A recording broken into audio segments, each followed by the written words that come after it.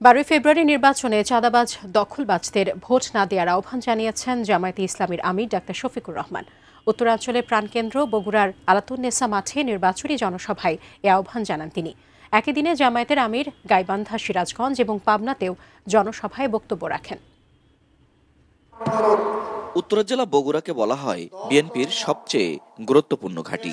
উত্তরাঞ্চলের নির্বাচনী সফরের দ্বিতীয় দিনেই বিএনপির এই বড় ভোট ব্যাংকে জামায়াতে ইসলামীর আমির ডাক্তার শফিকুর রহমানের জনসভা।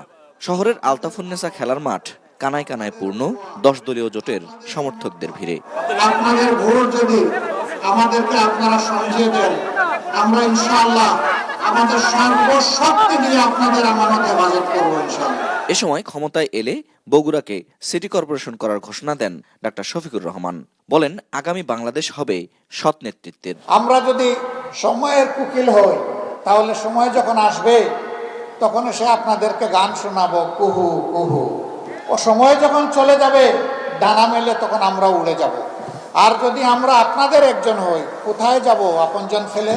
সবশেষে রাতে পাবনার জনসভায় যোগ দেন জামাতের আমির। এ সময় তিনি সকল রক্তচক্ষু উপেক্ষা করে পাবনাবাসীকে গর্জে ওঠার আহ্বান জানান। বলেন, আর কোনো আধিপত্যবাদের ছায়া বাংলাদেশে সহ্য করা হবে না। বস্তা পচা রাজনীতিকে বলা দরকার তোমাকে লাল কার্ড। এর জন্য প্রয়োজন একটা অর্থবহ সংস্কার।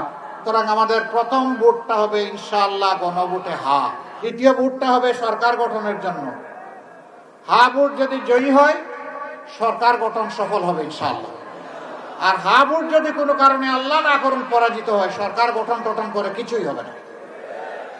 ওই আবার ফেসিবাদ, আমরা সেই ফেসিবাদ চাই না।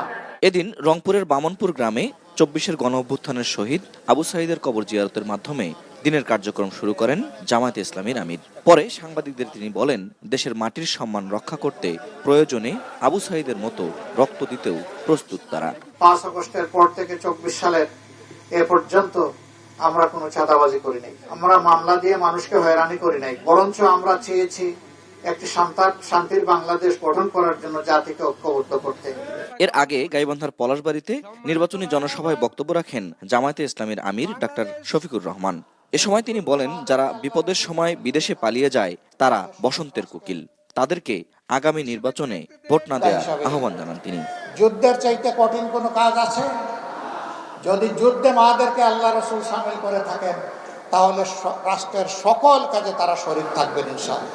একটা কর্মক্ষেত্রে সম্মান নাই, আর একটা কর্মক্ষেত্রে নিরাপত্তা নাই।